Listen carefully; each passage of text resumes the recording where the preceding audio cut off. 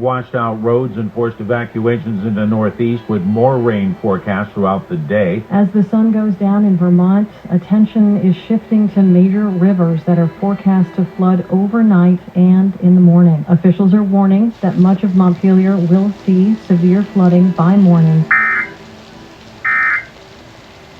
Time for you to go to bed, girly. Good night. So this evening, I'm getting ready to batten down the hatches because we are supposed to get a doozy of a rainstorm here tonight in northern Vermont. And so I gotta move my chickens to fresh pasture because I sure as heck don't want to do it over the next couple of days. So the weather forecasts are predicting that we're supposed to have about as much rain as we did here in Vermont back when Hurricane Irene hit, which people still talk about to this day. God knows how many years later. Just so much water damage happened when that hit Vermont back in the day. So that's what they're saying. They're saying flash flooding, lots of big warnings. But I think my farming crew should be okay. The chickens are all set. The moo crew seems like they're about to bed down for the night. How's it going there, Joseph? Good to see you, pal. How's it going, Joey Ramon? Hey, Macho Man, Audrey, Ariel, Annabelle. I think I see Baby B and she's sleeping. Let's go say hi. Hi, Baby B. Oh, you're so skittish now. You used to let me pet you and brush you and everything. Now you don't want to hang out and be near me. At least your mom doesn't seem to mind me as much anymore. So these guys will just basically stay outside. They might get a little bit wet, but they're kind of waterproof and they actually don't mind it. You know, this is a breed of cattle that originated in the Highlands of Scotland, so they're used to weather like this for sure, and so they should be just fine. I will come out here tomorrow morning and move them to fresh pasture though. I'm not looking forward to that. All right, sweet dreams, moo crew. All right, gooselings, we're locking you up. Come on. No hiding under Toby's hut. No, no, no. Come on, let's go. The last 2 nights, I actually haven't locked up the gooselings and I've just let them free range, but because of the weather, I'm gonna actually keep them in their enclosure tonight. I'm also keeping Abby dog down here. I think she's just gonna generally be more comfortable versus up on the top of the pasture. Like she can hang out in the hoop coop. Come on, gooseling, let's go. Come on, in you go. Let's go, guys. Let's go, come on. Are you gonna help me? You're doing pretty good there, girl. Maybe you will be a poultry dog one day. What are you doing hiding in the bushes? Huh? Go back in with your brothers and sisters, come on. The older ones that are fully feathered, I actually wouldn't lock them up. It's those little guys who are still teenagers that I worry about most. They don't want to go in. They're revolting. All right, Abby, we're gonna have to try something a little different. And actually the rain is starting to come down. I'm actually doing my chores a little early tonight just because I was trying to beat the rain, but no such luck. All right, gooselings, everybody in, let's go. Oh, it's really starting to come down now. Everybody inside, thank you. I'll leave your yard open and you can go inside if you want. Yeah, it's raining. All right, let's feed the dogs. We're gonna feed the dogs, hang on. All right, we got some food for the Abby dog. So Abby really likes this tarp here, so she'll hang out underneath here. Come on, Toby, I'm gonna feed you in the hoop coop. Woo, doggies! Wow, did you guys listen to that? Whoa. Hopefully you'll be able to hear me for this video as I record. Yeah, this is what my jungle paradise is looking like right about now. It's also where I tend to feed Mr. Toby Dog. Here you go, pal. I gotta admit, it's kind of peaceful being inside of here with the dog, listening to the rain. But I will admit, I'm a little bit scared about what tomorrow's gonna bring. Of course I didn't forget about the barn cats. Got my Ginny portion, got my Pablo portion, can't forget my Molly portion.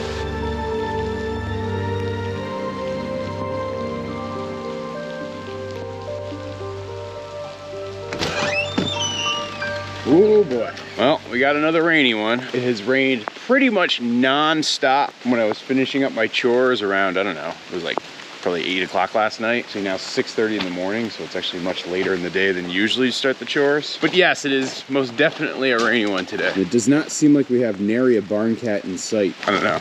I'm testing out this hat. What do you guys think? I'm not exactly sure if I like it or not. Like I usually wear it sometimes when I need good sun coverage. It's actually working pretty good as a rain hat as well. Hey, Ginevra.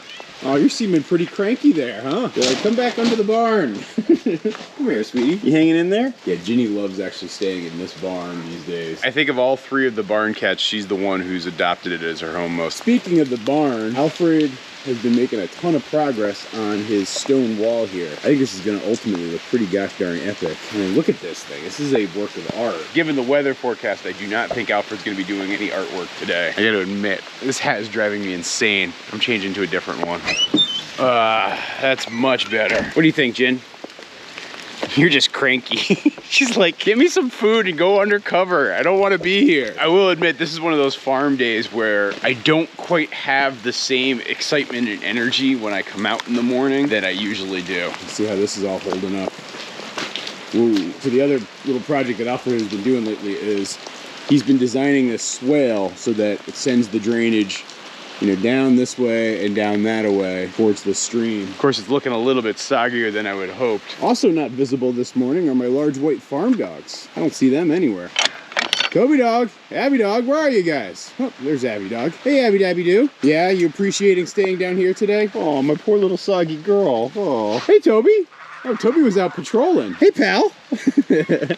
You're looking a little bit muddy, but no worse for wear. Good to see you, buddy. Good to see you. How is it that Abby's the clean-looking one this morning, Tobes? You usually always show her up. And how are my gooselings? I'll open the gate. If you guys want to come out, you can.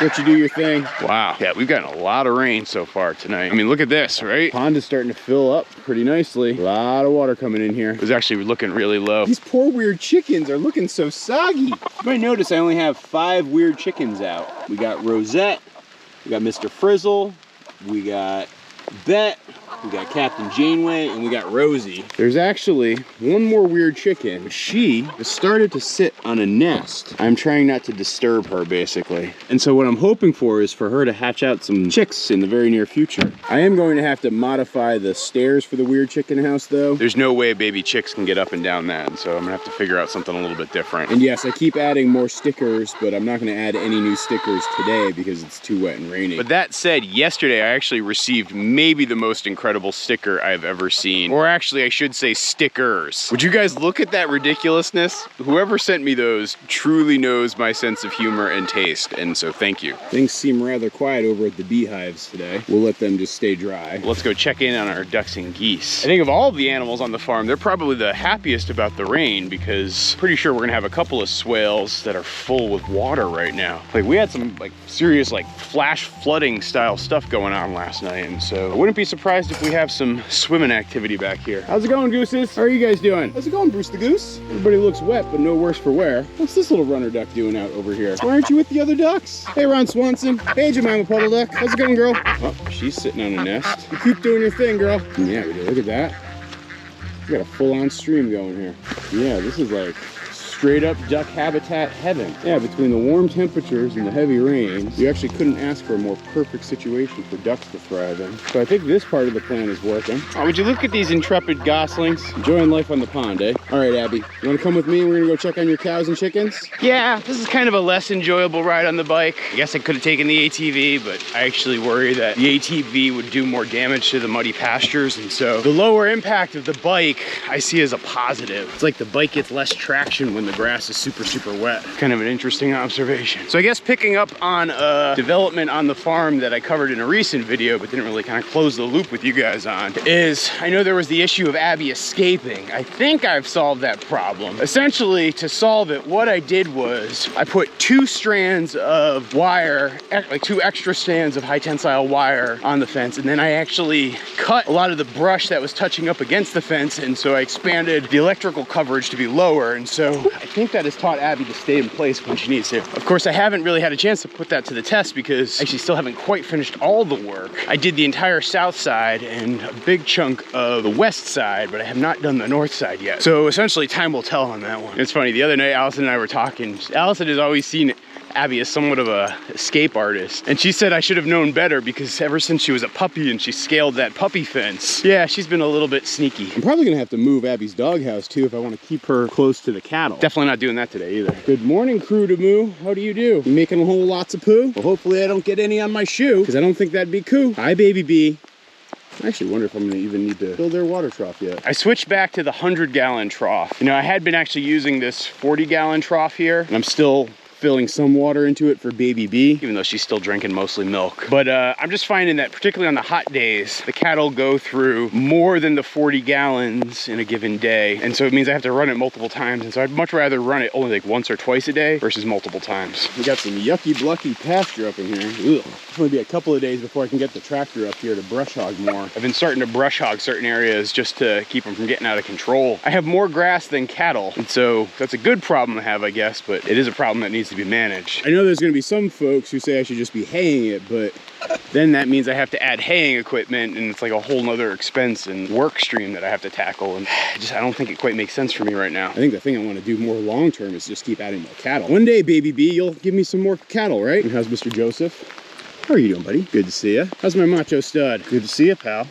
Baby B, you just came to visit me. Now, Abby, what do we do with Baby B? What do we do with all the cattle? We respect them. Remember that. We don't get too playful up here. How are you doing, Annie? So I've been doing an experiment with trying out some new fly traps, but unfortunately, the rain seems to have decimated them. Here's where there's the extra wires. Here's where I just weed whackered this whole strip. The bottom line is still not electrified because that would short out really quickly. Everything else is. All right, well, you look like some gals who could enjoy some fresh grass. Isn't that right, Amanda? Well, let me hook you up. Hey, Kels, come on, Kels, fresh grass, come on, let's go, come on, fresh grass, come and get it, get your fresh grass here, come on.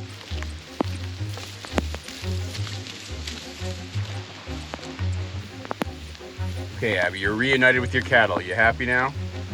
You know, sometimes people ask me, why do I sound like a hot dog vendor at Fenway Park whenever I tell the cattle that there's grass? And it's actually something I do to train them. And so if they associate me, particularly they associate that very distinctive call with fresh pasture, it actually becomes a way to call them. And so I've had situations before where I've been able to actually get like a cow that escaped by just calling and yelling that there's fresh grass. And so it's worth doing. And so every time I moved into fresh pasture, I just basically say the same exact thing. Plus, it's kind of fun to do. All right, let's check on our soggy, cranky chickens here, huh? You guys remember when I said that this would be filled? I wouldn't even have to put fresh water in? It was 100% correct. How's it going there, Carmen?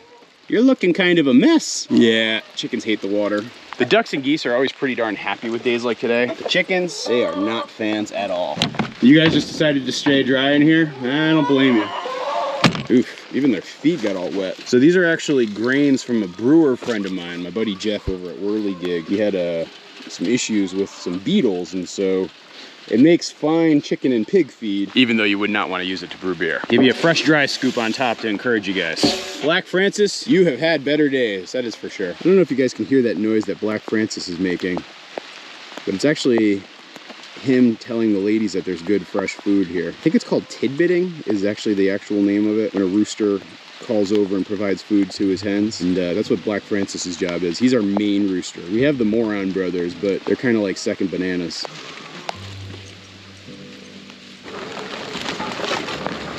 Abby, do you want to stay here, or you want to come down with me? She's like, homeboy, that's no choice at all. Let's see if I can sneak up on the pigs. Big.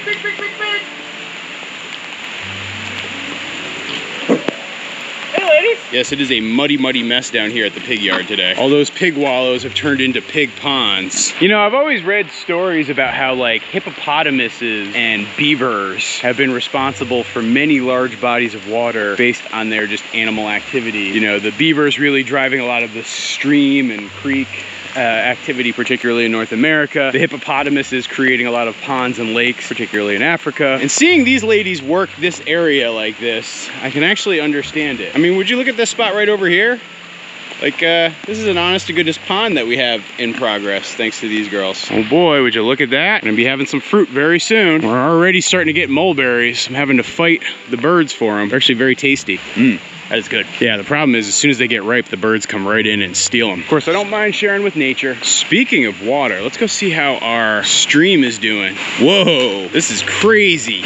Wow. So ordinarily I could just walk right across this, but that's not happening today. Holy smokes. But I will say it is very picturesque. In fact, actually you can look, it doesn't usually fork like that. It usually just runs down this way, but it's like actually forking and feeding a second stream over in that direction just to deal with all the water and runoff. That actually has me worried. Full day of rain like they're predicting right now could actually lead to some serious flooding in the spot that I'm standing in. Hope it doesn't get too bad. Allow me to present you with a weird chicken moment of existential dread.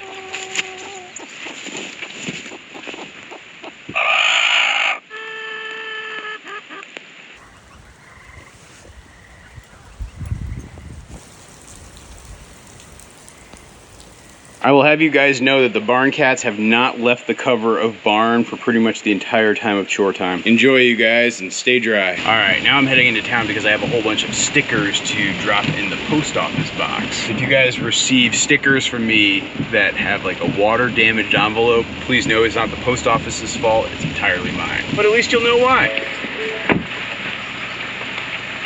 Governor Phil Scott has declared a state of emergency, and Vermont's Emergency Operations Center has been activated. Flood watches and warnings are in effect throughout the state, with flooding taking place in many communities and along rivers and streams. Hazardous conditions will continue into tomorrow. Well, that's a little unsettling. Back on the farm. Oh, wait a minute. You guys see that? What do we have going on here? Looks like we have some goslings that escaped. Come on, you. Get back inside. Ugh. I hope we make it through this storm.